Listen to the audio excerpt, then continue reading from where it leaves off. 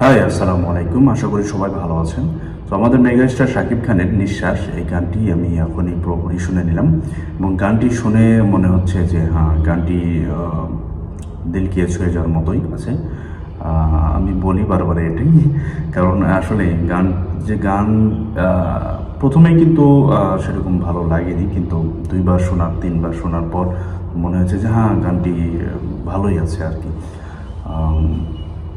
শোনার মতো গান। এবং যাদের কি স্যাড গান ভালো লাগে তাদের ভালো লাগবে। এবং গানের মিউজিকের কথা বলতে গেলে গানের মিউজিক অনেক সুন্দর, এবং গানের কথা তো একটু কয়েকটা ক্যাচি কথা আছে, কথার ভিতরেও মনে কিছু বোঝা যায় মুভিটির সম্পর্কে। এবং শাকিব খান এবং ইদিকা পাল এর কেমিস্ট্রি এবং কি হতে চলেছে এই মুভিতে, এই গানের কথাতে তার কিছু আইডিয়া পাওয়া যায়।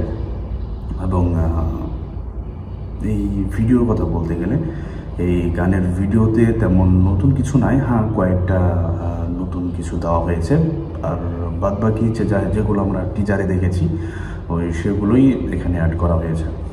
সো সব মিলিয়ে আসলে শাকিব খানের গান বলে কথা, আমাদের মেগা স্টারের। সো ভালো তো লাগবেই, আমার তো ভালোই লেগেছে। এখন আপনাদের কেমন লেগেছে আপনারা জানিয়ে দেন। আর দুদিন হয়ে গেছে, আমি আসলে ব্যস্ত ছিলাম, সেজন্য আসলে শুনতে পারিনি। এটা আমার ব্যর্থতা যে আমাদের মেগাস্টার শাকিব খানের মুভি আসতেছে আর আমি এরকম। হ্যাঁ, আর একটা তো মুভি আসতেছে শুনছি, অন্তরাত্মা, সেটিও এই ঈদে মুক্তি পাবে। এটা এখন কতটা ভালো হবে আসলে এই সময় দুইটা মুভি দেওয়া আসলে ঠিক হবে না মনে হয়, এটা বরবাদের ক্ষতি হতে চলেছে আমার মনে হচ্ছে। সো দেখা যাক, আর পরবর্তীতে দেখাবেন ইনশাল্লাহ।